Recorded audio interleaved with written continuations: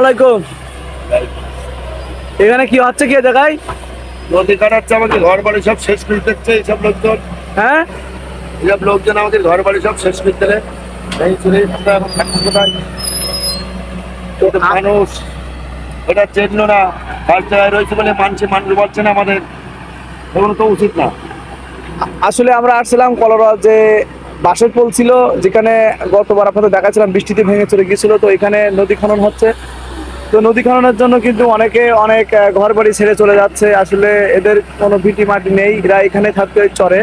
তো এ বিষয়ে সবাইকে অনেক কষ্ট এবং অনেকে অনেক দিন থাকার জন্য মায়া আছে এই জায়গার প্রতি। তো তাদের বিষয়ে আসলে কিছু বলার নেই। তো একজনের সাথে কথা বললাম। তো দেখেন আমাদের কলরা যে আপনার বেত্রবতী নদী আছে, নদী কিন্তু সুন্দর করে আবার কাটানো হচ্ছে।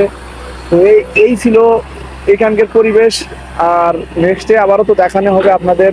আসলে এখানে 3-4টে ড্রেজার মেশিনে কিন্তু কাটানো হচ্ছে। আর অপর সাইডে কিন্তু মাছ মারতেছে। কথা বলে যে কারোর ক্ষতি হয় আর কিছু লোক আনন্দ করে।